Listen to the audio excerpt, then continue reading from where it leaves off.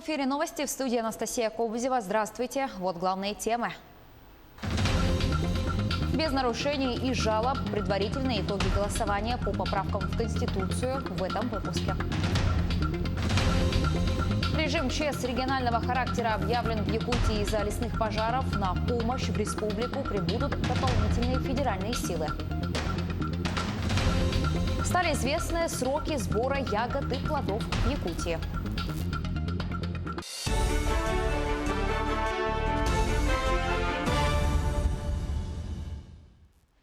Без нарушений и жалоб прошло голосование по поправкам в Конституцию в Якутии. Об этом журналистам рассказали члены Центральной избирательной комиссии. По предварительным итогам явка по региону составила 55,56%. Изменения одобряют 58% проголосовавших и не одобряют 40%. В труднодоступных и отдаленных местностях проголосовали 13 тысяч граждан в 27 районах республики. В период с 25 по 30 июня правом голоса воспользовались 248 тысяч якутян. Всего в республике в этой кампании были задействованы 820 участков для голосования.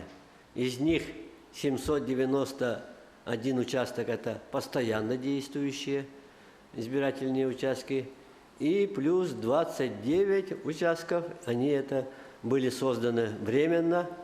Но на этот раз большое количество этих временных участков объясняется сложной эпидемиологической обстановкой. То есть такие участки, кроме полярных станций, кроме промышленных участков, на этот раз были созданы также в больницах, обсерваторах и социальных учреждениях, где был карантинный режим. Алданские избиратели поддержали поправки в Конституцию России. За изменения проголосовали почти 57% электората. Подробности у Руслана Павлова. За или против поправок в основной закон страны. Итоги референдума ждали все, потому что на этот раз все было по-иному. Выборы растянулись на неделю, в 2 регионах голосовали в электронном формате, на производственных предприятиях участки развернули прямо в промышленных зонах.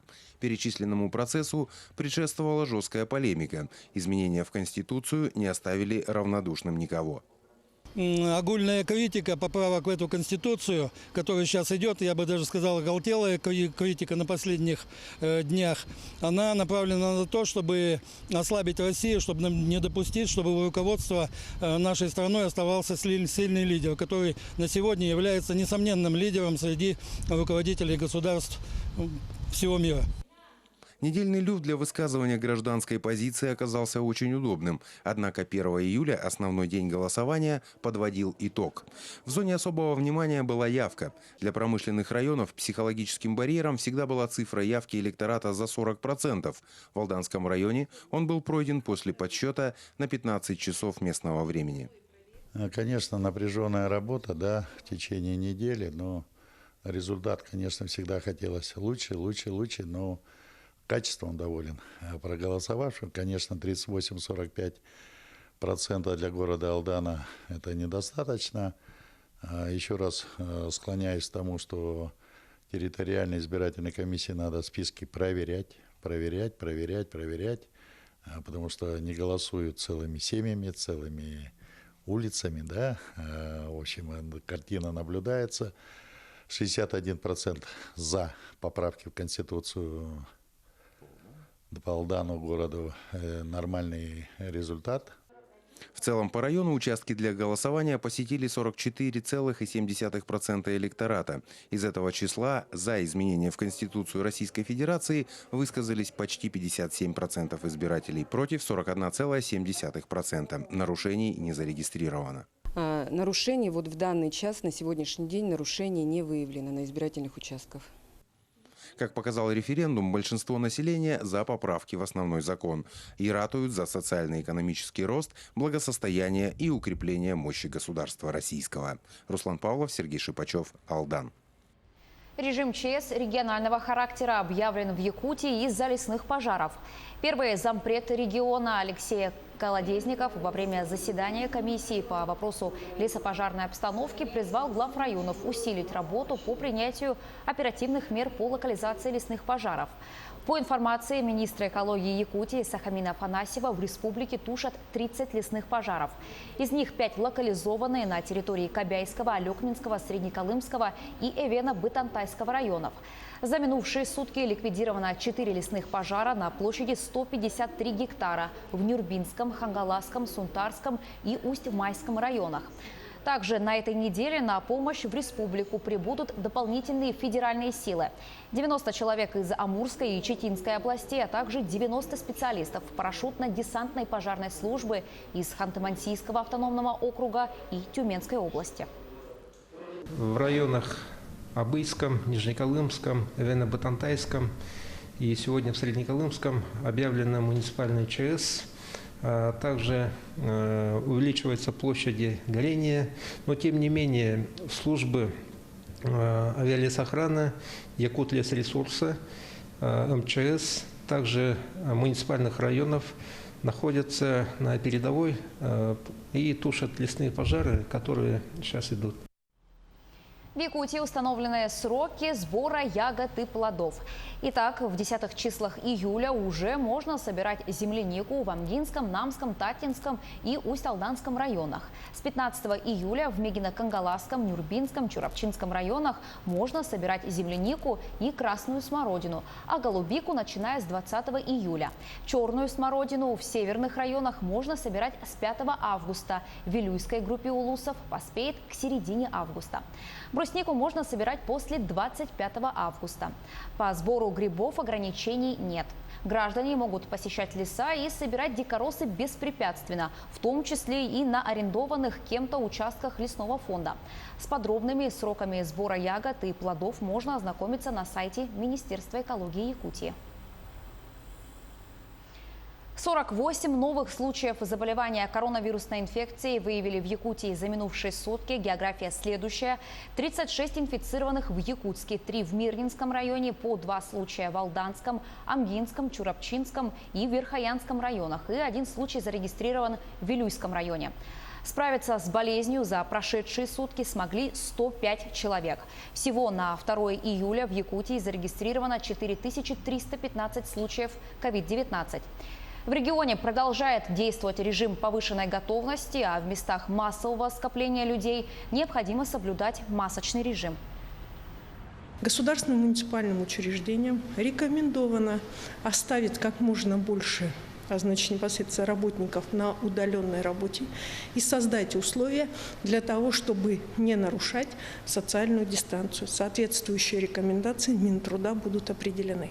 Что касается непосредственно работы и открытия торговых центров, то, соответственно, открытие торговых центров и мест общего пользования должно как осуществиться как со стороны владельцев центров, соблюдения всех санитарных норм и, соответственно, социальных дистанций, так и со стороны граждан, которые, безусловно, захотят прогуляться в настоящий момент в этих центрах.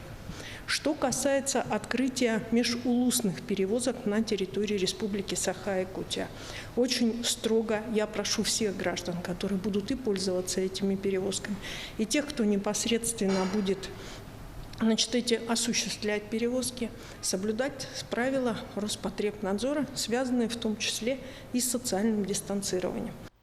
Между тем, предприятия общественного питания с сегодняшнего дня возобновляют свою работу, но только в формате уличных кафе с соблюдением санитарно-эпидемиологических требований. Те предприятия, которые не имеют летние кафе и веранды, будут работать только на вынос и доставку.